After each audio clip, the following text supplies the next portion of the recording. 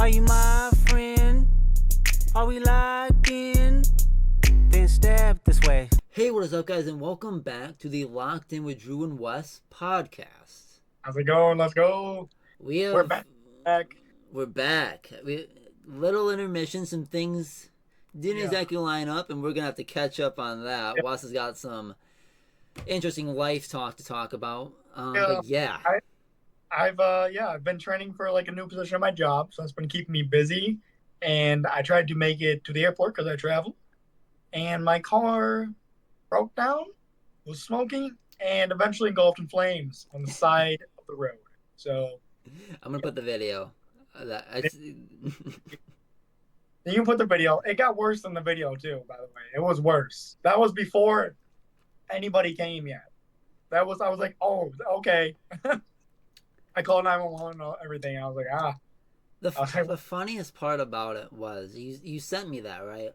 And I'm like, what the fuck? Because I'm thinking, all I got sent was the video, right? I think I sent it to you, and then I got in the plane and I didn't answer you. Yeah. Right? I get this video. Yeah, all you had sent was, you said, save this for me. I'm just thinking, I didn't think, oh, it broke down. I'm like, you were driving, your car caught on fire, and you pulled over, and you're like, hey, can you save this for me? I'm like, that was, crazy. I don't know. And then you didn't answer me for, a couple hours. I'm just like, what the fuck? That was a long, and time change. So, it was late. Yeah, fucking California. But, yeah, that was crazy. When you sent me that, did not expect that. Waking up or whatever and seeing that was great. But the old Rue is no longer. The manual Rue is no longer. The old Rue. Hey, I just purchased my buddy's car, so we're good. Yep.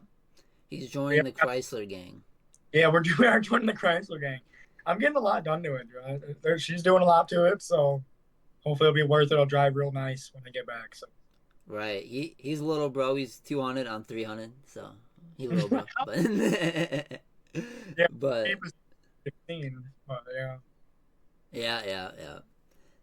But all right, that was so crazy. But anyways, talking about some other crazy business is the Lions, after a joint practice with the Giants that was very crazy throughout the week, of fights of Yes, they were boiling, that's for sure. Your boy Kirby was throwing some serious hands at Nabers. Nabers was throwing it back, yeah. Nabers started it. He was cool about it after, too, so. I think everyone kind of understands. That happens every year at these joint practices. People fight because there are other teams. There's literally guys fighting for their job, because that's not a broken down team yet. That is the team that still has to make cuts. So there's guys that are fighting for their jobs. Oh yeah. Dude, what do you okay, going right into Nabers, bro. What do you think about Nabers, bro? You for fantasy wise, everything. What do you think about Nabers this year? I wasn't even looking at him at all before the draft or anything. You seen him get drafted before Donnie Mitchell. Donnie Mitchell was one of the guys that we thought would go. I think he got drafted before Coleman as well, didn't he? I think so. Coleman was second round. Yeah, he was second round. I think Nabers was a first round guy, wasn't he? Mm-hmm. Yeah. So he looks like a good physique. I don't know, he looked pretty good in the practices. I don't know, dude. Right. Real target. Right. I think that he is definitely, he's looked great. And I understand that a lot of people were concerned about the seeing them in the highlights. People on Twitter especially were like, is our secondary not as good as we think it is? You know what I mean? Which also, I want to make it clear, a lot of these guys are rookies too, so they're getting a lot of reps in this stuff. So I don't want to see them get these reps and experience this for sure. Right. These joint practices were the most helpful for them so far, probably. Mm-hmm. Right. Now they're doing some preseason work, and a lot of our, we talked about, a lot of our guys are not in, or weren't playing for the preseason. A lot of them are sitting. Our new guys, rookies, young guys, stuff like that. So. Right. Nabers himself, there's been a couple catches that were at joint practice that I was like, wow. That Yeah. was like some next level stuff. He's going decently late from the last time that I drafted, but for me that was a very premature draft, but it is right. what it. I He think was like, that offense is a little scary because you yes, don't know a lot of that offense, just touchdowns. Because I mean, well, high powered offenses are gonna like be weapons no matter what for fantasy. well, I didn't go with Neighbors, but I did go with another guy off the Giants from that offense and Singletary, who I'm having very mixed thoughts about. You know what I mean? Like, ugh. Mm-hmm. I he was good on the Texans. Miraculously, the Texans were good. Also, Stroud was that guy for them, so they were good. It allowed him to be pretty good. I don't know if I can say the same for the Giants. Will he get run into the ground to the point of injury, or is it going to be a split system and then he's not very much value because he's not getting work now? Like, Right. what is it going to be? I don't.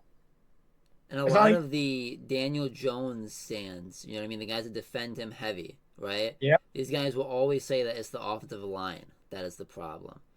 yeah, There's guys that are going to be not very good that are going to be on that offensive line starting. Injuries happen, oh my. So, like, yes, offensive line does affect the pass game, but if you're not getting holes, Singletary is not a running back that can really overcome that. fine, yeah. It's just I'm a little scared of it. I'm glad I also got Jalen Warren as well as on my bench because remember my top two guys are Travis Etienne, A Chain. So Right. And when we do our draft, it's late August is when we're doing yeah, our big keeper league draft, and we're we gonna talk about just that the episode following. we do ours just before the season starts, so that injuries are out of the way. We know if people are injured or not just before the season starts. No, pick first round, all out for the season player type of stuff going on. Yeah. Hopefully, pull for that, pushing it back. And also you get a bit of like there's stuff going on like we weren't even talking about like me and you off camera. We haven't even talked about CD Lamb's holding out. CeeDee Lamb's holding out. Like Yes. and I saw like Jerry Jones was saying that they weren't in a big rush to pay him, and he tweeted out like LOL, like or retweeted that video and said LOL. Like he's getting kind of pissed. He's I don't getting a know little. Dude, could you imagine if CD moves this year before the season or a few weeks in? Could I you think they imagine? probably play hardball. I bet they just like if you're not gonna play, you're not gonna fucking play. I bet that's what they do. I think that's the pettiness. Jones is gonna be like, because Jerry, he's like, this is America's team. He feels like big dog, and he doesn't But want you to think that you can just outdo him. Jerry, you said we're going all in, buddy. Where's your keeping your word? How are you keeping your word when you signed one dude in the offseason, and now you're not even going to sign CD Lamb, the best player in the whole team? I Well, don't know. Micah Parsons, but CD Lamb. Parsons hasn't got an extension either, bro. Panay's same draft, and Panay got extended. That Dak is gonna and they're messing around, and maybe Dak is intentionally doing it. I don't know. That could be fair. Maybe Dak is holding out to let these other extensions go in front of them. But now Dak is looking at a Tua that got like close to 55. If Tua's getting 55, he's gonna be like, I should get 60. I'm glad we gave Goff. Everyone was looking at us all funny. And also the contract restructure that we talked about podcasts ago looked great. Oh, it's very good. Yes. Yes. But even then, the AVV is much, much lower than guys. Lawrence jumped him. Tua jumped him. Tua. Stroud's going to be coming up in a couple of years. Yeah. Stuff like that. Like Dak is going to be. Dak is Herbert, due. Herbert. Herbert's switching to $70 million in the next couple of years. Right.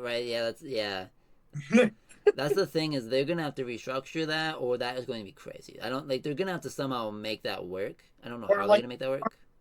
But like you said, maybe the salary cap will keep bumping and the luxury tax keep bumping or something.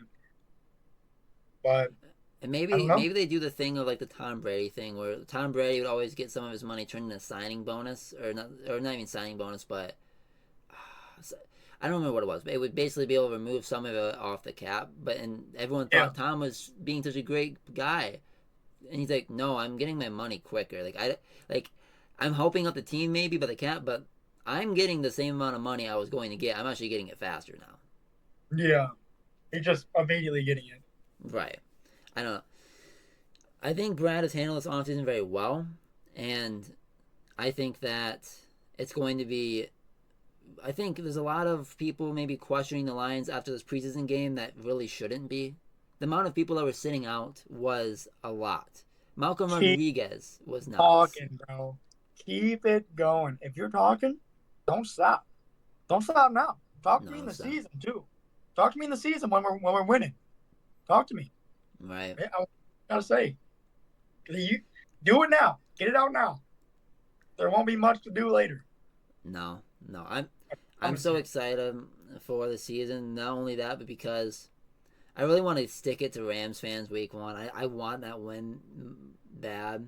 I want to continue, like, and maybe they do a video for Stafford, maybe they don't. It's just a tribute, and that's fine. I don't care about that, but Rams, no matter what they did, are severely hurt from losing Aaron Donald. Apparently, their defense has been talked about, and it's just not good, like, at all. It's really not good because they lost guys too, more than Aaron Donald. Oh yeah. So, I mean, besides Kobe Turner, that's who it is. Kobe Turner, the D tackle. Besides that, like, you're gonna be a shootout match, but you're never gonna stop anybody. I don't think they're gonna stop anybody. So, I think you improved your line like slightly. Jonah already got hurt. Now Jonah is like, I think, a 4 to 6 weeks. I think it was 2 weeks ago. I want to say. So he's probably gonna. He might miss week 1. Yeah. He's gonna get injured again when he comes back, though. If he's already that's why he didn't get that extension. And Brad is looking right already. People, yeah, we've been talking about this stuff, and then it happens, and we're talking about how Brad's handling this, and then it happens, and it's so good. It's so good. Yes. Now, our next player we need to stray away from is Moseley. That's so unfortunate, bro. I'm glad you brought that up. I totally forgot. We've given him some money. Like, we've given the guy money a couple of years in a row now. So, like, we're trying to part with him, see if he can hopefully not hurt himself somewhere else, and hopefully continue his football career if he has one left. Man, there's a chance that maybe if he can join us in the playoffs, but even then, he's gonna have to go from multiple years. Like, that's going on 3 years of not playing consistent football. Situation, bro. It's like, yeah, like, you were really good and you were showing potential. Well, Clay was amazing, but like, he was looking good, playing well with the 49ers, and bro, like, he's been injured since. Like, that's what it's been. It's sad. Not good. And I don't know. I feel I was really rooting for the guy. I think we all kind of were. The guy has been dealing with injuries bad. Yeah. I wanted to see him play because he would just add great depth to our room. Even whether, like, we're talking about 80% back or whatever he is back, like, I at least want to see it. I feel like it might top Vildor. And what I really want to actually, I'm glad you talked to us because I want to bring this up. Stephon Gilmore is still a free agent. There's a place that you can still replace Emmanuel Moseley and say, I'm going to add this guy. He's a veteran. Maybe he's not the guy that he was in Dallas anymore. Maybe this extra year, maybe he does have a tough year. But he can be a depth piece at very worst, right? But at very best, he could be a guy that takes snaps from, I understand maybe they want Arnold and Rakestraw to get these snaps, but he could be a guy that, okay, we're going for a Super Bowl. These guys in these snaps, like, right? He could come out. Well, and especially with like both of them, because they're both man guys, right? Mm-hmm. They're both big man guys, so I don't know. You would think. Well, and Teddy Bridgewater, when we had him, and he was a veteran leader, a guy who's been around the league. Hendon Hooker has talked about it. Even JMO has talked about things that he's seriously helped them in his limited time in Detroit. Veterancy is more than just play on the field. Veterancy for these young guys could be huge, especially for Arnold and Rakeshaw. Dude, what's interesting to me is you didn't hear a lot of that from like CJ Gardner. You didn't hear a lot of oh, you know, CJ help me with this, or I don't know if he's like that. I think he's more of like I don't know. He could have helped him. He could have helped him out more than I think. But seems like a lone wolf type of guy. You know what I mean? Yeah. He kind of does his thing and he does not care. Right. Great at it. He was great safe.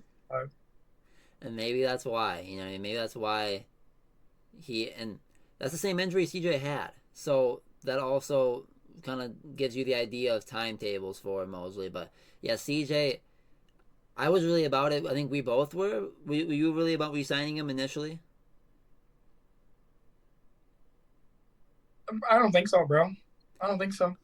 I think I was kind of about it, and I think in retrospect, I love it, but he got a bag, bro. He got a bag, and we've trained all of our other guys that have been here and that we've drafted and that have been with us. He was injured, he didn't play much, and it didn't really matter. We made the conference championship game, so I don't think that he was our having CJ was our problem. You know, he didn't even play really that great in the playoffs, so. I don't think he was that great of a fit. I think Branch being able to play that spot now with our cornerback depth and Iffy and Kirby, guys like that are going to really, really do really well because they did last year. So, like, I think we're fine. I don't want to give him a bag when we don't need that position to get a bag. And we're doing just fine, bro. Like I said, like Branch played like a different role last year than safety. He didn't necessarily. So now he's going to get that chance to play his actual position, by the way. And Jack Campbell is going to get a chance to play his actual position, by the way. And I've had people. This was kind of connects to this. Is like I've had people like, "Oh, didn't you guys lose that safety?" And I'm like, "Who? CJ Gardner? Yeah, he was injured all year. Like." What? It didn't really matter, bro. Like, it really didn't. And the safety room is deep. The safety room was deep, and our DBs are bad, and it didn't really matter that much. Like, and he was out, so I don't know. I think we're fine. I think we're chilling. But even if Iffy was a flash in the pan, right? If Iffy Melifonwu is not as good as he was last year, you still have Kirby, who's 4 picks every year he's been in the NFL. Yes. Brian Branch was top PFF rated rookie type of things last year. He's a dog, and he's not even in his right spot yet. Oh, gosh. Yes. But anyways, let's talk about the preseason game. Get a little more on the preseason. Yeah, the only point scored, because of it is 14-3, was from Michigan Panthers' own Jake Bates. 53-yarder. In the rain, he's been having a little bit of criticism out of camp about a little bit of inconsistency sometimes, not having the best days certain days. But at the same time, he just hit it. Does it matter what happens at practice or what happens when matters at games? Matters when at games. And he hit that shit in the rain. In the rain and MetLife. I mean, that's not great conditions. We don't take 53s with Bagley. No. Badgley, he's not going to make that shit. We don't even try it. We don't even attempt it. We just go for the 4. Yeah. He's not a guy that we can consistently look at for that. And with him even being hurt, I think it's a cakewalk for the job. Just let Jake freaking try it out, man. Get him some reps. Give him some reps, man. If things really hit the fan and he is his ass, right? Let's just say that things go like ultra worse because you're a Lions fan and you're really thinking like worst case scenario, the PTSD, whatever, right? We can go get a guy who can be a Michael Badgley somewhere. You can't just go get that leg that Bates has currently. Take your chance on Bates. He better make the roster, and let's see him in game. Yeah. Even if he's missing, even if he sometimes isn't the most accurate within the intermediate, when he's making that 60-yard game winner, you're not going to be too mad. Because anyways, in the intermediate, Dan likes to go for that anyways. Yeah, he does. When he's close to that red zone, man, he takes his opportunity. Exactly. Well, Yeah. even in the preseason game, he gave Hooker and Sudfield a couple 4th and 2s that he went for around Yeah. the 30, 40. Yeah. So, like, I'm not worried. I think Jake Bates needs maybe just more NFL experience. I mean, the guy really first time kicking as the primary kicker was with the Panthers. He didn't kick You a know lot in college. what sucks for Jake Bates is he's going to be kicking first, like off the kickoff, right? Yeah, He's going to be coming in as the first year that has changed, and his role matters a lot more in keeping that kickoff in front of him. luckily, actually, I'm glad you said that's the rules for UFL. That's the USFL. So he's actually used to that. They do that. Yeah, they do that there. That's right. That's right. So that's I mean, granted, Oh, in the preseason he did miss one. It was a little short. So like when you kick it a little short, they go to the 40. But at the same time, the conditions maybe weren't the best too at MetLife. It's preseason. Not everything's warm, like game ready. There's gonna be mistakes that maybe don't happen in the regular season. So Yeah. unless that's happening consistently in the regular season, Ironing them out now. and maybe they were trying something. We don't like. Maybe he was like, let's try to like. I want you to not worry about it. It's preseason. Don't worry about the field position right now. Try to get like this positioning with the ball. Get it. Let's get it here and let's try to iron this in during preseason. If we can't do it, then we'll not do it in the regular season, or we'll have it ready for the regular season. Yeah. But besides that, Simone Vaki, the rookie drafted that was. We didn't know free safety. We didn't know running back. Looks like he's probably going to be playing a lot more RB, which is going to give Craig Reynolds. If he's not good, you could just throw Simone Vaki up there too. But he looked great. I mean, he's going to give Craig Reynolds a fight for that RB3. I honestly think so. He just looks so elusive. 4 for 29, 4 carry 29 yards, 7.2 average. He didn't get a ton of work, but he was looking great when he was out there. Yeah. And I think that might say a lot that they didn't want to give him a whole lot of work.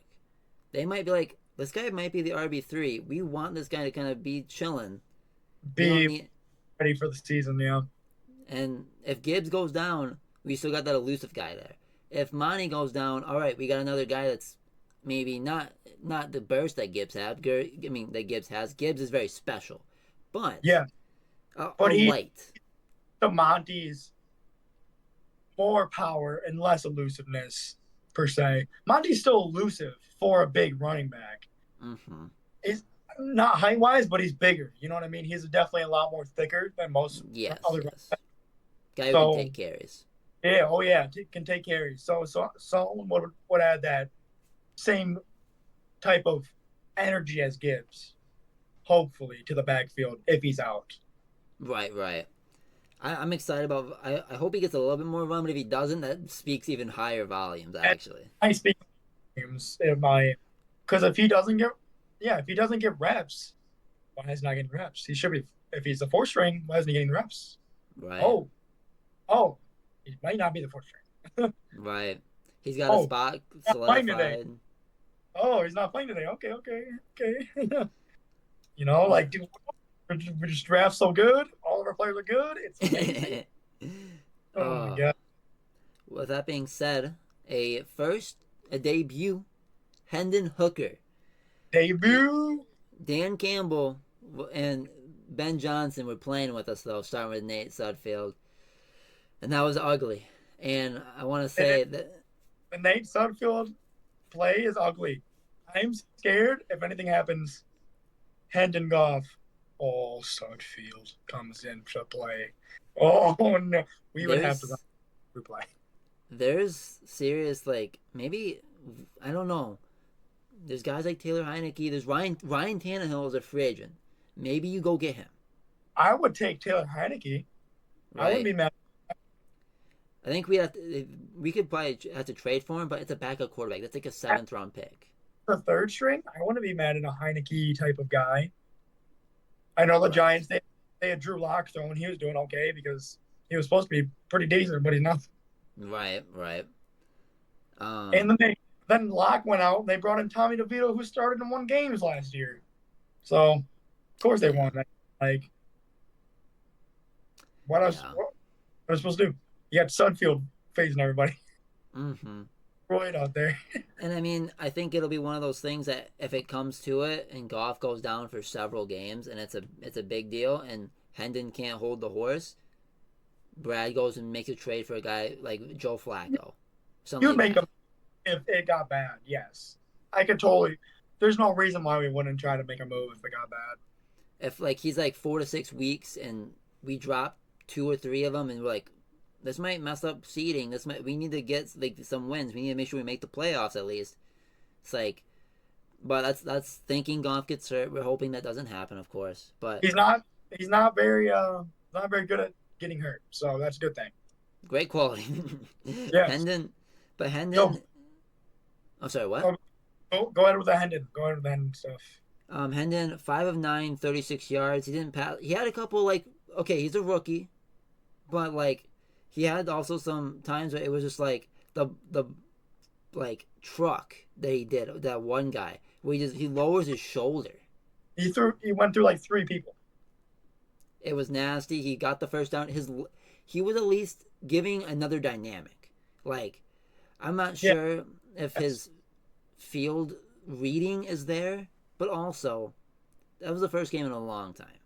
He needs to get back at seeing live action, actual game. Like, practice is practice, and you can try to emulate game, but game is game. You can't emulate. You're not getting destroyed in the practice. You're not allowed to. You're not allowed to destroy the QB in the practice. In the game, the goal is to destroy you. Yeah, exactly. Like that's the opposite. That's the whole difference right there. Mm-hmm. And he ran the ball 4 times, 34 yards. That was an 8.5 average. He was not an easy tackle. He made the defense, and he opened up the run game compared to Sudfield because you had to make sure, like, if there's a read option, he could take it 40 yards, maybe more. He looked quick. He didn't look like a guy that was coming off an ACL tear. He looked fine. So, I'm not saying that I want Goff to get hurt. I want to see Hendon in the preseason because I don't want to not see him. I want to watch him play because I hope Goff is in the full NFL season, regular season. Yeah. I would like to see him play, but, I mean, they might not that much. So. Right. But I guess. Bringing up Hendon, I wanted to ask you, for the Patriots, do you think Drake May is winning that job, or do you think Joe Milton outed right now currently? And apparently one of the strongest, if not the strongest arms in the league by his teammates. And they said really good. Did you see his preseason? You see the couple of those? I seen a little bit of it. Yeah. He had like a long bomb he threw. He had like, he was just running like in this. Oh yeah, I seen that read option from him, dude. No, I seen Jaden Daniels read option. That's what I seen.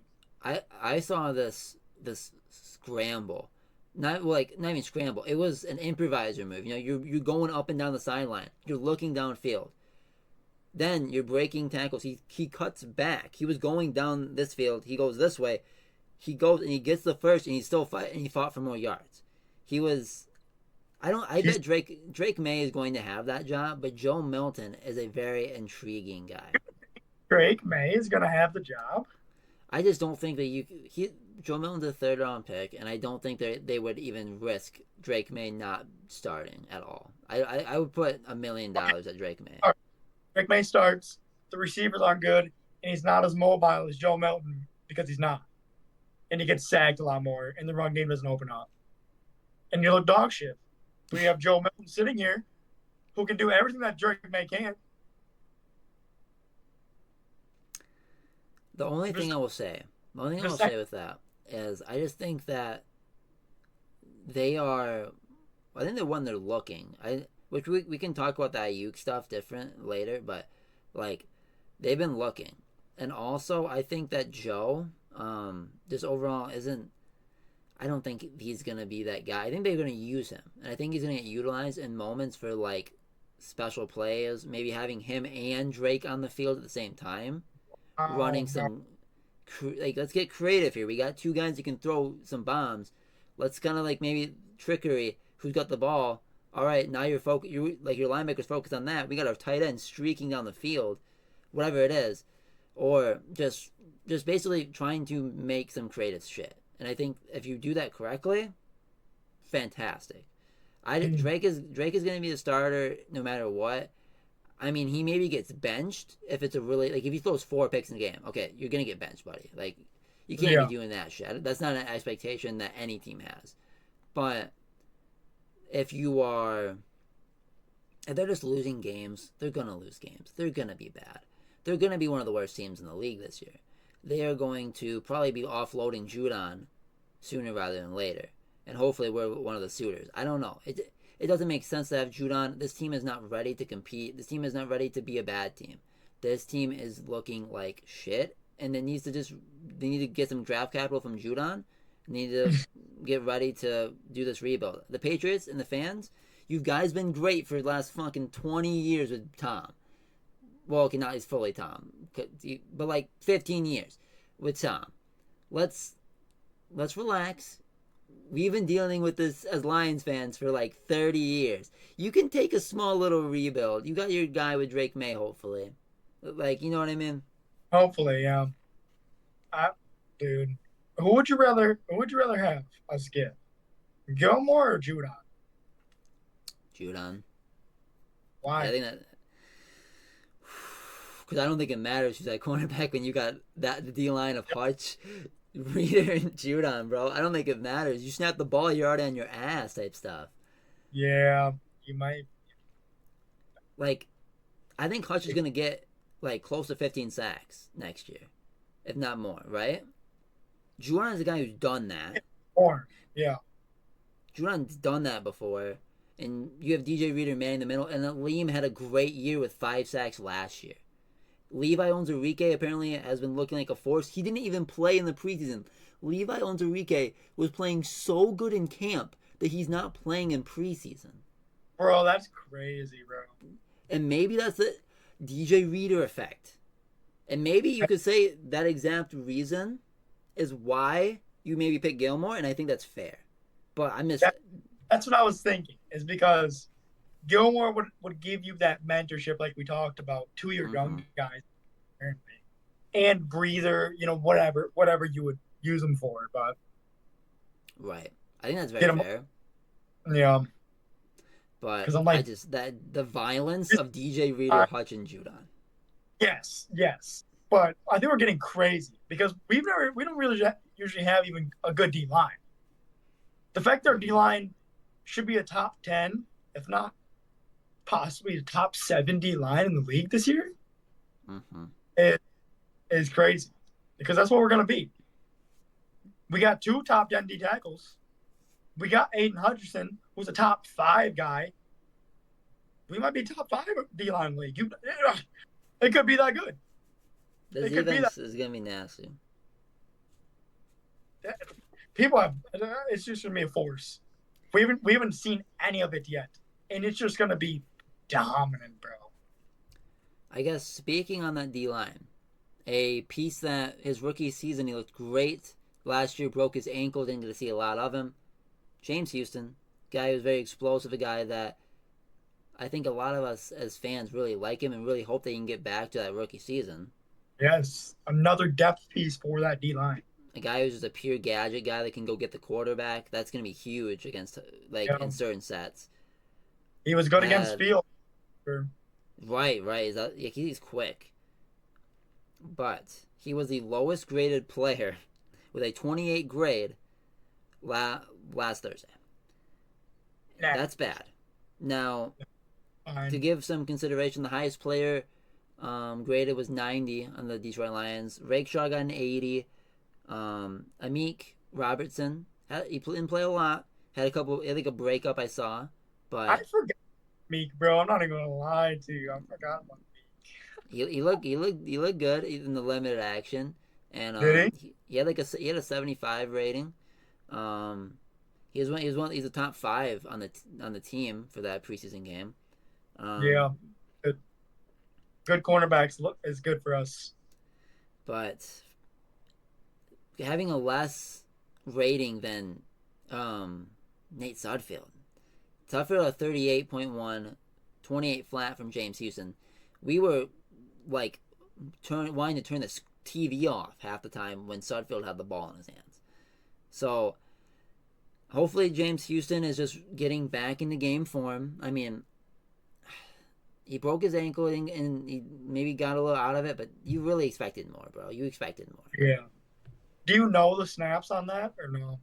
I don't know the snaps that he took. No, I from what I watched, he was out there. You know what I mean? Yep. All right. I mean, I understand that he's a gadget guy, but he's normally not going to get a ton anyways, I think, in the regular season. I think that... Got Davenport and everything, so... Exactly. Or whatever if they do make a Judon. Yeah, even Onzarika could play the edge with Reader and McNeil in the middle. Mm-hmm. He's a dog. I really hope that he can get to... Onzarika can get to what we saw of him. Because that would be another hit by Brad. If he can get to... the pre-draft. That's crazy. That draft is even better. That's the Saint Amon-Ra Aleem Curb Malcolm Rodriguez draft. That would get even better. The James Houston's in that one too. But so like that drafted. Oh my gosh, bro! It's like you drafted all starters to put on your team. Like, yeah, that's nasty. Wow. But yeah. The preseason game overall, I didn't think that it was like the score looks like a complete domination. The defense looked really good at the beginning. I think where things went bad is Sudfield 3 and outs. The defense got tired. Then you also threw in more backups. I think that a statement that I heard from a New York, because I was watching it on Fox initially, and then I ended up switching to a different. I went to streaming it. I changed where I was watching it, and I went from the Detroit broadcasters to the New York guys at the end. The New York guys at the end were saying like, well, this is a game of backups and New York had the better backups today. But to be fair, I don't know if like we were playing our backups type of stuff, how things were going. I don't know. One thing that does DPJ was playing at the end of that preseason game. That might speak volumes where he's at. He was not like, you know what I mean? He should not be playing. You know what I mean? I think that he's been having a tough camp from all reports.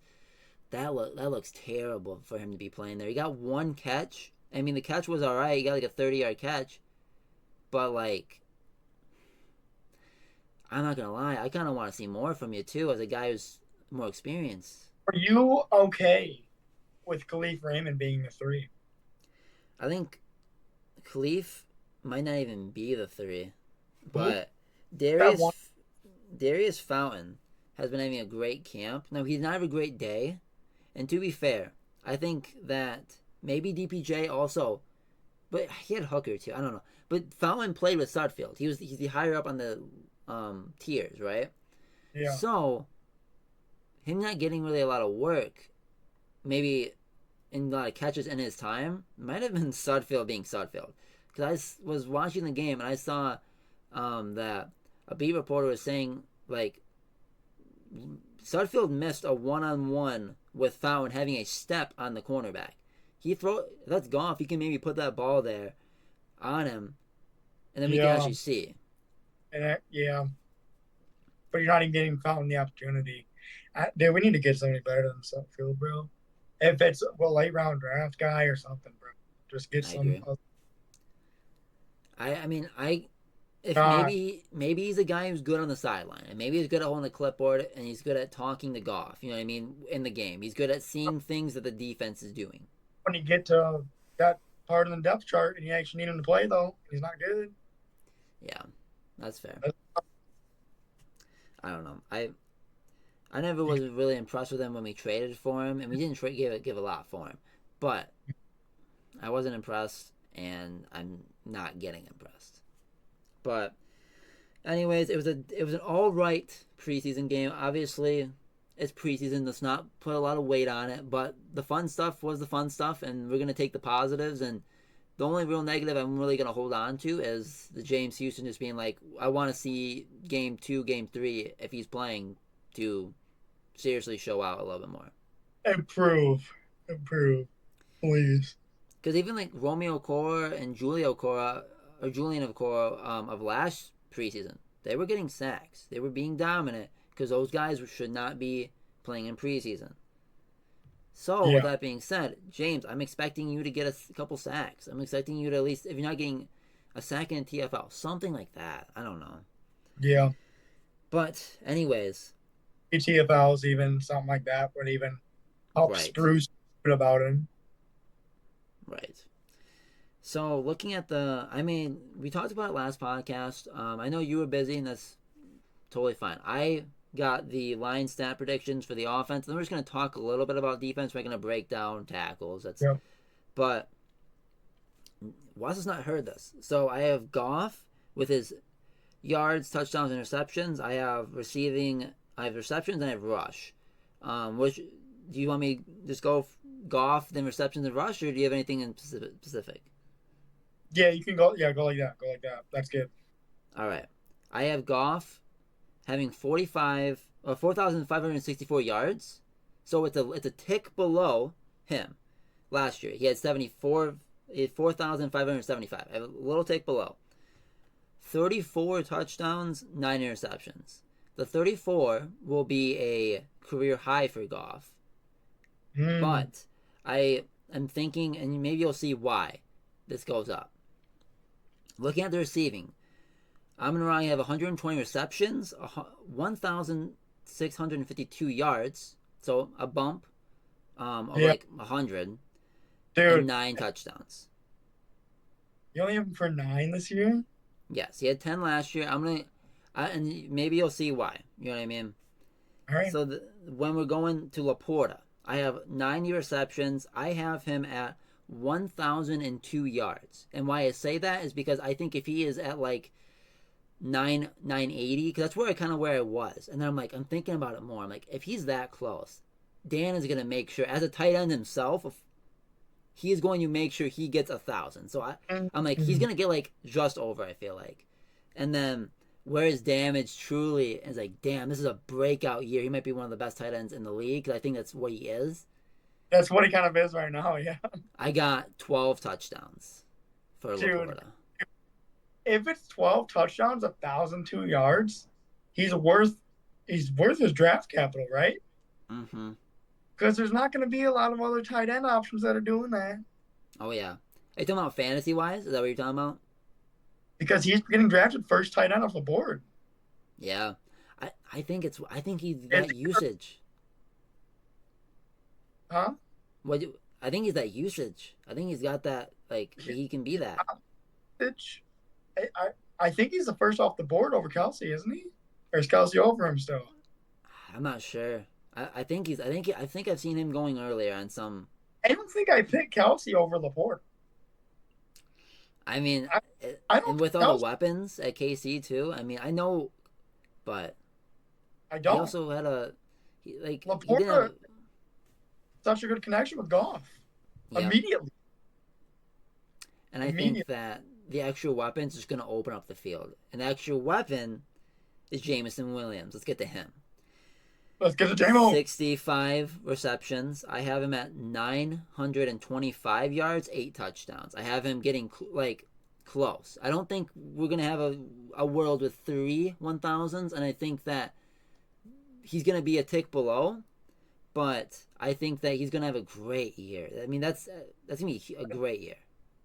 Yeah, that's a really great year. And then Gibbs. Gibbs was around 200 receiving yards last year. I'm going with 50 receptions, which he was around there last year. I think I bumped it a little bit. 460 yards and 2 receiving touchdowns. Damn. Okay. And then the rest, I just kind of lumped up because we don't know who's going to be 3. Khalif, there's not a consistency there, I feel like. I just put, with the rest of the depth, I'm going to put, and Brock Wright, 525 yards with those guys and 3 touchdowns to come out of that group. Yeah, okay.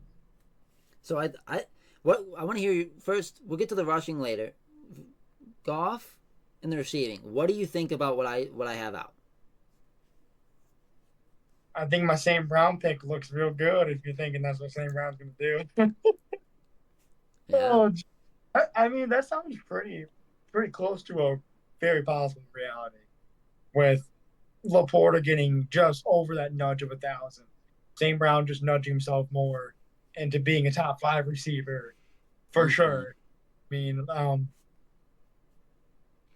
JMO almost cracking 1,000 with 8 tutties would be absolutely insane. Because I also have JMO as well, so that would be interesting. Let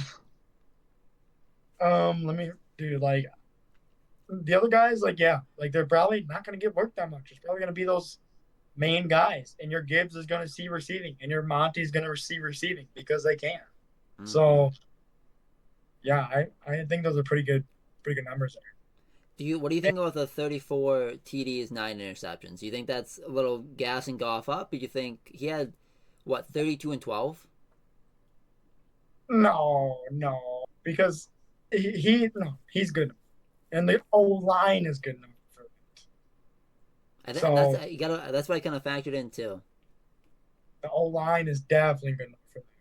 The O line is good enough for maybe 6, but that's the perfect one. You know what I mean?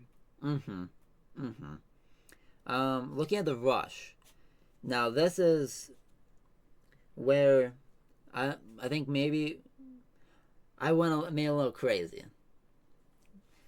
The top rusher for this team will be Jahmyr Gibbs next year, and I think that's fair. Yes. 192 carries, 1,030 yards, 9 touchdowns, and that'll be a 5.3 a carry average. Monty. You put Gibbs 5.3 a carry? He was around there last year. That's the crazy part. You know what I mean? What was he at last year? I think he's at 5.4. Our line's like legitimately just like a cheat code for running backs. I think he's at 5.4, 5.5 type of thing. So like, he was looking good. Oh my, bro, we are so broken. You're like trying to stat our players, but it's impossible because we're. Now, Monty, let's talk about this. Are you loving Amani this year? 210 carries. Which I think he's going to get a little bit more carries than Gibbs, but that was less carries than last year. Yeah. But overall, like over 400 plus carries. Yes. We had 500 last year, if you believe it. That's crazy. From Yes, the running backs. I mean, I'm not mad at it. It works, obviously. Yeah. With that being said, 1,003 yards. And this is the big kicker. I'm gonna go 4.7 an average, but this is where we go crazy. Are you giving Monty crazy tutties this year? 15 touchdowns. You're going Raheem Mostert, Monty Williams, I'm going Jamal Williams. We giving him that ball at the goal line because we're gonna keep Gibbs and we're gonna keep him going, and maybe we're gonna have Gibbs out in the wide out. You know what I mean? In certain goal line sets, and I think that, especially with how the wide receiver 3 might be looking. If Monty is 1,000 yards, 15 tutties, and he's going like 8th round, bro. Jamal Williams, bro. Remember he was slept on. I think Williams did that with way less other skill players and targets to be feeding to. Yes, but you know this team's going to want to run that ball. So Gibbs has 2 receiving tutties and how many rushing? 9. It's 11 total TDs. And Monty also has 15 rushing. And then St. Brown has 9. JMO has 8. Laporta has 12. I think we're gonna score, bro. I think we're gonna be the top offense, if not close to it. This is exciting. Those numbers get me excited. Maybe you're pulling my tail, but geez. Dude, if Monty's having a season, bro, he should be being drafted where Gibbs is being drafted. 15 touchdowns? That could be like 2 a game in multiple games. I think someone's got to be that guy that kind of, like, it's happened in, like, Jamal, then it was Raheem. I think someone's got to be it, and I just think that everything clicks. Raheem again though? I think everything clicks. In addition to the O-line, and I think that Gibbs is just a guy that they still aren't gonna be like, they're not gonna be afraid of giving him carries. But we're going off the gut. Let's give it to Monty. We're on the 1, we're on the 2. He gets yards. He's a good fighter. He's moves well. Give him the ball. He had 10 last year. I think he's a guy who can get tutties. He missed games and had 10. You know what I mean? That's also a fact. Yeah, that's facts. Oh, jeez, dude. All right, I'm drafting Monty every time. Why would you not? Dang, I've been looking at him as kind of like more of a secondary, but like, you can flex him and be living and chilling, bro. Mm-hmm. I think he's going to have a good year. And now, getting to the last RB I did, I have Vaki winning RB3. This is, it's some light. 45 carries, 250 yards, 2 touchdowns. That's a 5.5 average. I think that the amount of carries he's getting and this how good this offensive line, the explosiveness, I just think that's a recipe. Yeah. He could be very efficient on the ground with this team. I totally agree with that. So overall, where are we at? Let's give a 1 through 10 rating. What do you think about my? Obviously, you think it'd be awesome if it happened. How realistic? And then, tell me that. How realistic? 1 through 10. I hate to judge the realism of it, but in my opinion, I guess the way you're explaining it and how you're explaining what happened from last year and the players that we added, because our defenses could stop people more often. Mm-hmm. Our better field positioning. Yeah, our O-line will be better. In theory. All right. Well, guys are getting older, but in theory, they're better, right? So, Laporta's year 2, even though everybody's saying if Laporta's really getting 1,000 in 10, everybody's saying, nah, he's a year 1 tight end. It's a fluke. He's not going to do it next year. So I've been hearing that, but I don't think my guy's Kyle Pitts. I think we got something more reliable. I don't think we got Kyle Pitts. Even though if he had the frame of Kyle Pitts, he'd be even better because Kyle Pitts is set up for all amazingness, but he's terrible. We'll see this year. I know. And I'm not drafting him high if you're talking about fantasy. I know. But the guy has all the physical tools. All you people are the same. Every draft, there's always some guy that takes Kyle Pitts, and they're like, oh, I got Kyle Pitts. I'm still Kyle Pitts in my tight end. And then you get to the season, and then reality sets in, and players that are playing and do well are doing well.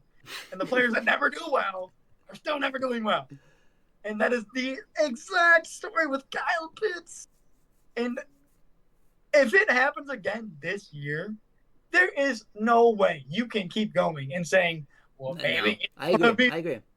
Is this your last year with Kyle Pitts' hope? If he does not improve. 2 years ago. I thought that was 2 years ago. Here's the thing.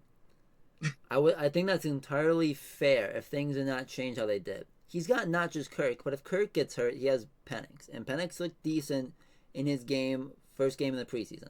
I think that he actually will have some stability for the first time in a long time at quarterback. And I think that is going to be huge for him. But weren't they just using a different tight end over him at most points? Well, also Arthur Smith is not the coach anymore. So hopefully anyone that is with a tight end on the Falcons last year that you could pick up and play him would be better than Kyle Pitts. Than what Kyle Pitts was doing on their team. Yes, it's insane, and we're still wanting him. I'm not taking him early at all, and I think his value is even diminished because of the Laportas of the world pushing everything down. Yeah. So it's like liking Donovan Peoples-Jones. I really like Donovan Peoples-Jones. His frame is great. When you play with him in Madden, it goes so well. You get to the reality of it, and maybe he's not the guy, even though he's 6'3". Right. That's just what it is. And I fear for other people that Kyle Pitts is pulling the biggest swindle job on everybody's brain that's ever been pulled ever. Because I don't know, maybe it was Arthur Smith. Maybe it was he wasn't playing. He was not winning the reps. I don't know. I'm not even a Falcons fan, I don't know. I talked to a Falcons guy today, and I'm like, so you got Kirko and you got Penix. Who are you starting? And he's like, we're gonna start Kirk because of how much money we paid him. And I'm like, yeah. So then why did you draft Penix? It's like he's like, bro, we could have had a Dunes up there. And I'm like, yeah, you probably could have. Yep. You could have had so many.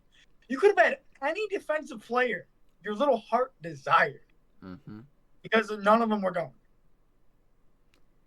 You could have hit like the top edge rusher, easy. But I don't know. Could have got that guy that's going to the Vikings. What's his name? That linebacker that's nasty. Oh, he's good as fuck too. Dallas Turner, yes. Yeah, Dallas Turner. Yes. That's the guy. I think that okay. Interesting name, and he was really good. I remember seeing like him at their practice and stuff on videos, and I'm like, oh yeah, that's. But yeah, Dallas Turner, big man, big. Yeah. Are we getting to the defense? So the defense. What I think I'd want to talk about is one, how many sacks for Hutch? I think right now, if I'm going to go off and I'm going to say gut, right? I'm saying that the current roster, right? If Judon comes, Judon might either amplify or not amplify. It might take some, whatever you want to say, right? I'm going to stand pat, and I'm going to say that it is going to be like, if it's at, I think it's going to be like 15 and a half. I think that's going to be exactly where it's at. It could be that. I like the 16 and a half bar too, but the thing is, right, if he gets that, he's definitely in DPOY conversations, like actually like maybe top 3, right? Okay. So we're talking about Hutch here. Hutch is a little different than the guys. How many picks are we giving Hutch for this year as well? I don't know. If I'm doing that, I'm doing like. You give him any picks? One, like you know what I mean. He's got hands. He's got hands, and I totally agree with you. Hip from the line or anything, I don't know. I'll give you like I think I can guess one. But like him getting like the 3 or 4, whatever. I think he had 3 his rookie season was just ridiculous. This is not normal. Like I don't know. That's crazy. He can make it normal if he wanted to. I wouldn't be mad if he made that normal. Yeah. So what do you think then? Do you think it's more than one, or are you just kind of throwing out the question? Getting 2 maybe. Again, get 2 somehow. 1 maybe some crazy defense, like he drops in coverage like he does sometimes in those rare instances, and maybe like 1 off the line maybe. Some weird line could happen and Hutch grabs it. Because I feel like he's an aware player. You know what I mean? I feel like he's very aware of his surroundings and he reacts quickly. Right. All right. So I guess not just Hutch. Let's talk about DBs, free safety, safeties overall. Like, what are you thinking about picks? The pick leader on the squad, and then also like maybe like the rooks. How are they doing? The pick leader will probably be Kirby Joe again. You'll probably end up with 4, or you might squeeze over that number and get 5 this year. I could totally see it happening. He's a great player. He's always in the right spot. He tracks the ball very well. You've seen it in all of his picks. He's picked up Aaron Rodgers a couple times. He's one of the best throwers that the league's ever had. Like, I mean, he's a beast. He's a beast. So I can see him getting more than 4 this year and staying consistent by at least getting 4. If he's going to be more of that gadget guy, that rusher guy, which I think he fits that role amazing. I don't think you're going to see a dip from Iffy. I think you're going to see him do about the same thing. If not, same tier, same level, same, if not improvement onto it. more experience because he's just a physical monster. So he can go out there and he can rush through and be an extra linebacker or be that sub linebacker or whatever you want to put him at. You know what I mean? Mm-hmm. So I think he's great in that position. I think Brian Branch is going to pop out. Brian Branch is going to have 3 picks. Brian Branch is going to have 1 or possibly 2 forced fumbles, downhilling, avalanching somebody at that safety position. I think he's going to also maybe have one of those picks as a pick 6 as well. So, didn't he have? He had Did he one have game 1, week 1. Yeah. So, I think he'll have another pick 6 this year, playing in his rightful position. Yeah. Mm-hmm. I can see him getting 3 or higher, and getting a pick 6 and getting some forced fumbles. Yeah, I think Kirby's just like he's the guy who's the ball hawk. I think that that's just like Brand that disruptor. Yes. And if he is that, go get him, motherfucker. He's like a disruptor in the blitzing type of way. Branch is the disruptor in the coverage. Yep. So I think that Kirby also, I think he's out to prove a little bit too. He was talking about, like he wanted to lead the league in picks, and obviously a great goal to have. He could get 5. Usually the league sits around, top pick guys. 6, 7 might be a high point, or 5 or 6 or something like that is usually your highest. So he can get 5, he gets 6 picks this year. I can see it happening. Right. I think he's gonna have like some serious to lead the league is tough. There's always that one guy in the league that is like he's got to pick a game thing going on until week 9 or week 7. It's like this guy he maybe didn't get a pick week 1, but then week 9 on he's been getting a pick a game. And what is going on? Is this guy gonna get 17 picks? But so I don't know. That's gonna be tough, but I think he can lead the team for sure. And Branch, I'm so excited to see Branch because he looked amazing last year. But his rightful position, the position he was drafted to be, not because weaknesses. We're not gonna put him there for weak points. He's gonna play his true position, and I think that's gonna be huge. Effie, I think is dude. We got the number 1 safety out of that class. They just that's him. They were like, shout out the Packers. Right, we don't want him, and we're like, okay, we do. If you watch that video of our draft room and getting that pick, they're like, oh, this guy's still there, and they're like, yeah, get that. They're like, yes, get that guy, because he's that guy. He was, and he's playing like it. So we're just amazing. That's all I gotta say to that. The biggest thing I want to say is I think that Jack Campbell, this is the year of Jack Campbell.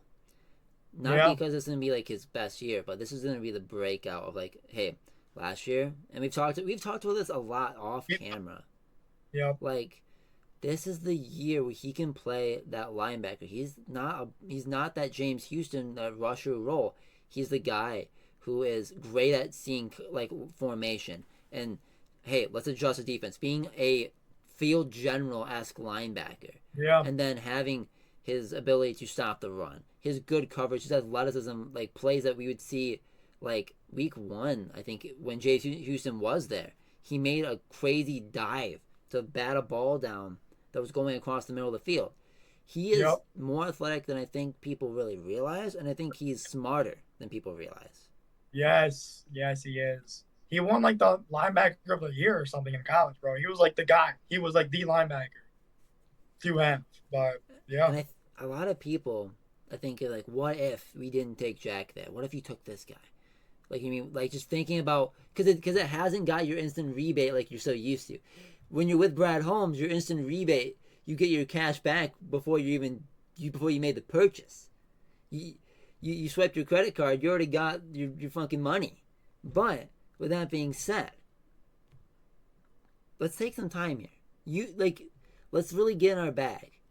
Jack hasn't been able to be Jack. Jack is going to be Jack this year, and he is going to be an unleashed beast. That I think he is going to be one of those guys that, yeah, you like, it's not sacks, but that's not what he is. You're going to see deflections, and you're going to see just tackles for loss, or just overall tackles and stuffing guys at the line. And DJ Reader, gonna be a guy that he can also really help too. Reader, he's a very big guy that can set a spot. If Campbell is seeing something at the formation, being like, this is where it looks like this is where they want to go with the ball. Hey Reader, right before the play goes, adjusting him. Yeah. Type of things that we've seen him do before, but with now a higher caliber of player. It feels great. I think he is like seriously in the mindset too. If you see him, he's a very intense person. I feel like too. But I think that he's locked in. I think that he's really, no pun intended, locked in for 2024. Want to be watching the podcast? You want to be locked in? Come watch. We got your information. We got the new lines information. We're gonna stay locked in. 2024 NFL season is the year of locked in, and we will be very locked in. Not just podcasts, but more type of content. It's gonna be. I'm so jacked for the NFL season that I just can't. I'm so fucking happy. It's gonna be awesome. Yep. But I am very jacked. I wanted to start with the NFL. I think we both did because we have not really. For the rookies, I think the rookies. The first couple weeks, and will look maybe shaky, but it won't matter that much because their offense is going to be very good, and the rest of the defense will be very good. So they're going to maybe not look or / play the best in those first couple, but that's growing to the league adjustments, especially starting as a rookie, facing these insane receivers that we have nowadays in the league. I don't know if all of them are going to get too many picks. Maybe you might see Arnold get a couple picks, but I don't know if Rakeshaw will get more picks. He'll get more deflections than he will picks. That's for sure. Right. I'm excited to see how they go. You can get to see a lot from the preseason, and I'm happy that I didn't see a lot from the preseason because I don't want them to play in the preseason. I want them to stay healthy because if another injury happens to that DB room, fuck, we might actually be in some trouble. I mean, because that's before the season. That's when we might just not go for Judon, get Gilly. Just get Gilly so you have that peace of mind.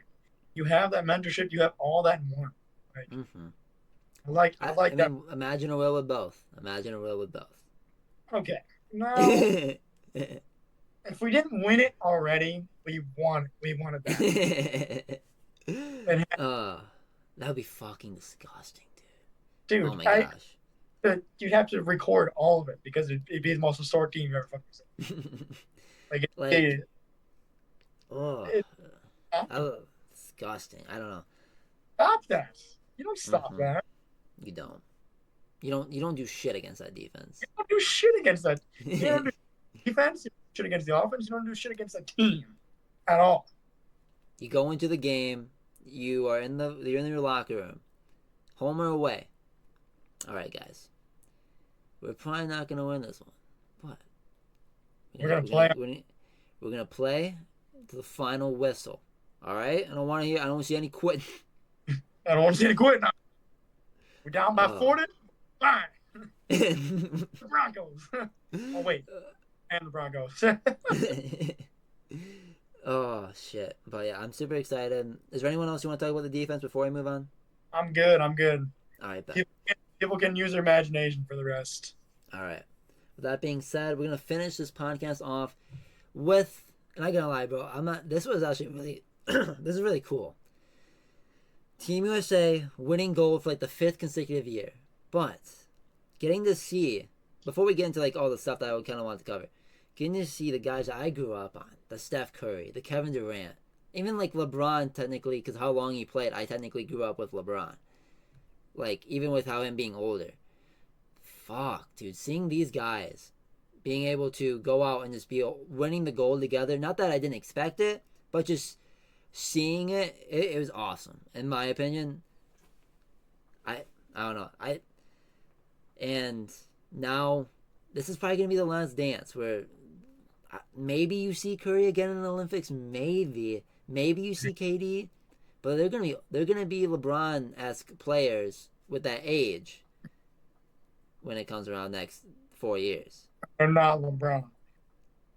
Yeah, I mean, we'll see how they age. I'm not saying that they're not gonna be LeBron, of course, but we're gonna see where they're at longevity-wise for sure. People see what will be interesting is they might not be LeBron, but there might be a LeBron effect of players that seen what LeBron's been doing, and they've been doing the same stuff and maintaining their body the way that he has. Especially for a guy like KD that don't get that physical. They don't have to because they can just shoot around you and make it easy for themselves. They might go past Brown. They may play till 45. You don't know, and we don't know until it happens. You know, right? Like averaging 25 still at 40. Like it could be a reality. Mm-hmm. I guess, man. So Curry, last 5 minutes, 4 threes in the last 5 minutes. One of them, like the last three, he hit the commentator called it the golden dagger, that was so. But with that being said, the golden dagger with 2 guys on him fading away from deep.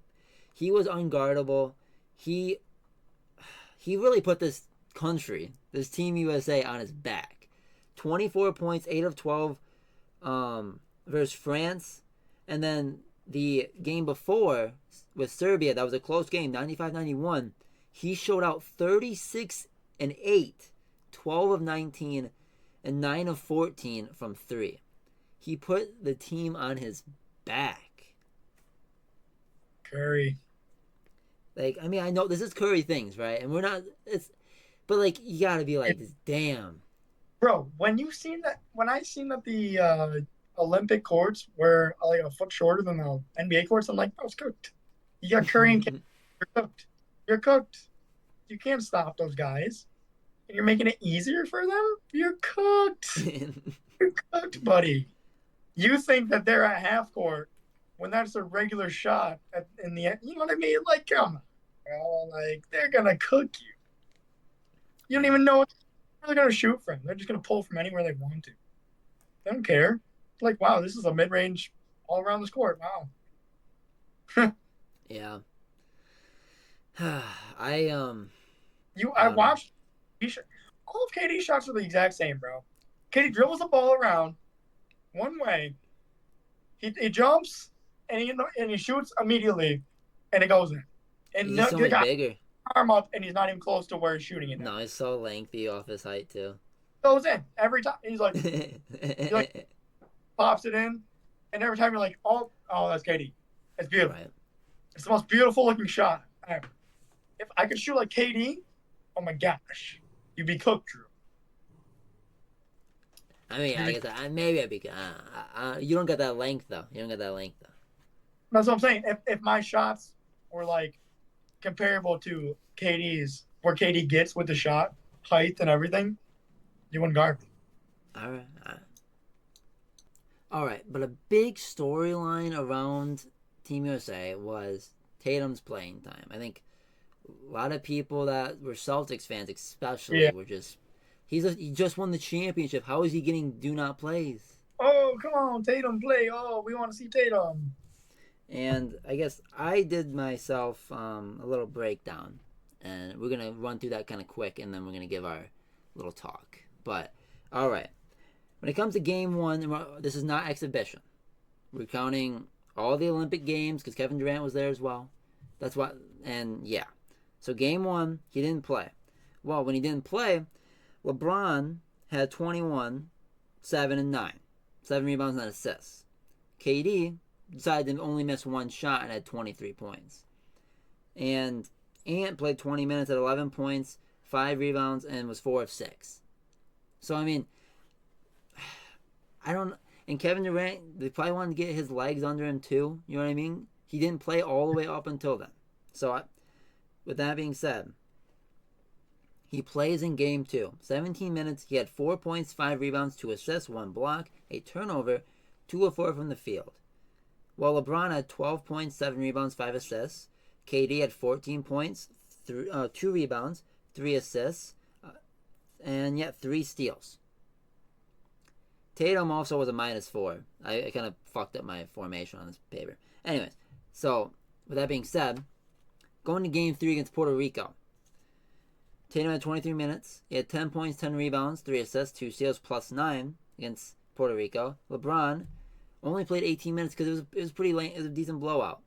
10 points, 6 rebounds, 8 assists, 1 block, was +18. KD in 19 minutes, 11 points, 4 rebounds, 3 assists, a steal, +9. And Ant in 17 minutes dropped 26, 3, 2 steals, and it was 11 of 15 from the field, 3 of 6 from 3, +12. Yep. Then against Brazil, Tatum in a massive blowout had 5 points, 3 rebounds, 1 assist, 1 steal, 1 block, 1 of 5 from the field, and was +17. But was he +17 because of his play, or really was it because of how bad Brazil was getting beaten? That it was really fucking hard to win a game by 40 and still be in the negatives for +/-. With that being said, LeBron had 12, 3 and 9, 9 assists, 3 steals, +21.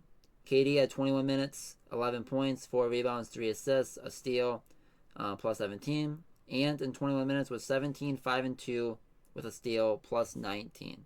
And then getting to the last 2 games, against Serbia in the 95-91 win, Tatum didn't play. LeBron, 16, 12 rebounds, 10 assists, and 32 minutes of play. Triple double. KD, 9 points, 3 rebounds, 1 assist in 24 minutes. Ant, this is maybe the one game I can say maybe Ant shouldn't have played a ton, and maybe you throw in Tatum, but he only played 13 minutes. 2 points, 1 of 3 from the field, 2 rebounds, 1 block. And D-Book had 6 points, 1 assist, +16 in 24 minutes. But it was a close game, and that ± really does, I feel like, have a lot more value than Tatum's last game when they were winning by 40. Yes. It came down to France. Gold medal game. Tatum played 11 minutes, 2 points, 3 rebounds, and a steal, 1 of 3 from the field, -5 ±. LeBron, 14 points, 6 rebounds, 10 assists, 2 steals, a block, +17. KD, 15 points, 4 rebounds, 4 assists, a steal, a block, +7. Ant only played 9 minutes, 8 points, 1 rebound, 1 steal, 3 of 7. And he ended up actually with a -5 ± as well. And then D-Book with 27 minutes at 15, 6 rebounds, 3 assists, and was +18. So, that is all the games in the Olympic Games broken down. What do you think about this now in retrospect? Do you think that Tatum and Steve Kerr was incorrect? Or do you think Tatum's do not plays had a reason behind them? If they were incorrect, we wouldn't have won. I mean, hello. I mean, yeah. I'll give you that. If we won the gold anyway, so like, you know what I mean. I don't know what you mean. Oh, how are you complaining? Mm-hmm. How are you complaining? You won the championship, and you won gold, and you complain. Can you shut up? Shut up. No, it's a bunch of BS. Shut up. You won a chip. You won gold. You're complaining about some dumb crap that doesn't even matter. He played. He didn't he didn't sit every game. He played. Mm-hmm. Now, BS, dumb, Tatum. That's what I think. And I don't know if it was as much Tatum, to be fair. I think it might have been this Celtics fans too. But with that being said, like Halliburton posted a picture with his gold medal, and he said like, when you get an A on the group project, but you didn't do anything or whatever, because he had do not plays too. He didn't play a ton. No, but like, it's like I don't know. Like, I just think he's handling it very well. I understand Halliburton and Tatum. Yes, they are very different. I want to make that clear. One's a champion, one is not. But at the same time, Tatum is behind not great players and not just Hall of Fame players. Some of the greatest players that ever touch a basketball. Kevin Durant is one of the best scorers I've ever seen in my lifetime. and also one of the best scorers probably around ever. Yep. Steph Curry was on this team. He's one of those best players, right? But anyways, Kevin Durant, LeBron, just right there. That's very difficult, right? Honestly, if you can, you just play those two guys and you just fucking run with that being your forwards. But, Yeah. anyways, that's just what I'm. And then you have D Book and you have Ant, right? And these guys just aren't champions. But also, let's not play the hot hand thing. Tatum was not scoring a lot. Ant dropped 26 in one of these games, and yes, it was a blowout, but he was like being like next level over the top with his performance. Yeah. I don't know. I understand the thing of Tatum maybe like I understand Tatum maybe should play on most teams. Yeah, obviously, right? And I think next Team USA, Tatum will be the guy.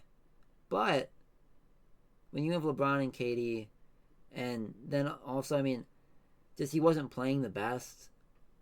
Tatum's a guy that I don't think is. I think he's a guy who is great with great volume. I think when you get him volume, that's when his efficiency comes. Sometimes he's not the most efficient with lacking volume, aka the one of threes you see sometimes. You know what I mean? This is not his role is a superstar role because he gets better with volume. So, and also, I mean, I'm not going to say I'm the biggest Tatum guy because far from it, I'm not. But I don't know if I'm really pitchforking and like I know Dave Portnoy is a big Celtics fan, but he was saying some wild stuff before the game even happened. He was saying that he hopes Team USA loses gold and gets silver for what they're doing to Tatum. And I know, does he mean that? Whatever. That's crazy. But that's your country, and you're going saying that shit. That's crazy. That's the vision, bro. But I don't know. I don't mess with that. And I know that you can be frustrated all you want, but that's kind of wild in my opinion. That's not. I don't know. I mean, Cade could have been riding the bench, and I'm still going. Like, yeah, I might be like, I want my guy there, right? But like, I'm not gonna be like, oh, I want this out of spite from my own country. Yeah, that's ridiculous. Because it would have been embarrassing, probably. Not embarrassing, I guess. But when you're the United States basketball team is expected because of how excellent the history has been. If you don't win gold, it's a serious like what happened moment. What's going on? So good enough. It would have been not embarrassing, but kind of embarrassing type of thing. Like if we didn't win gold. So like I don't know. Just I think that's kind of what Dave said is wild. But I don't think that Kerr handled this as bad as maybe some people think he did. And also, NBA rosters and rotations have like really a 9-man rotation. There's 12, 13 guys that are the best guys on their team. Derek White's not, I guess, to be fair, but for most of these guys, like True Holiday isn't, I guess, but like these guys are definitely starters on their team. So like, with that being said, you need to understand that it's not going to be like it is in the NBA. You're throwing all these guys here, and there's some guys that don't play, and Tatum played, but maybe the game also came out to matchups. And to criticize him about that when they won is just odd.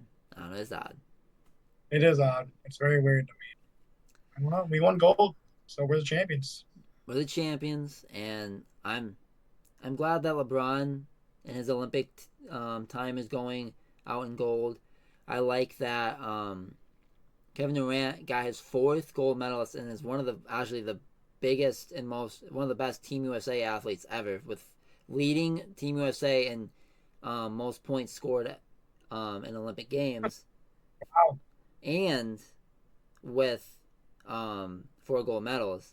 He's one of the most decorated Team USA basketball players ever. That's insane. Pretty cool. So adds to his legacy, and it's also Curry adding to his legacy with crazy performances. Yep. Very factual. But do you have anything else you want to add before we wrap the podcast up? I'm pretty much good. All right, bet. So with that being said, guys, Thank you for sticking with us with this podcast. Thank you for checking it out. Of course, when the season starts, When it we're starts. going to be so jacked, breaking down not just the Lions. We're talking about other games, of course, fantasy football as well. And football stuff, all that good stuff. All the fun stuff. Yes. I mean, when we're in the off season, we don't cover as much football. We kind of make it a little more variety. Football is king, and football will be going and be the talk of everything when it comes to this podcast. So, yeah. So with that being said, thank you guys for checking out this podcast. Wish Wes some better car luck. Hope that didn't get his next car caught on fire. Yeah. So, but all right. With that being said, guys, have a great day. Stay safe, enjoy life, and we'll see you guys in the next episode of Locked In with Drew and Wes. Peace.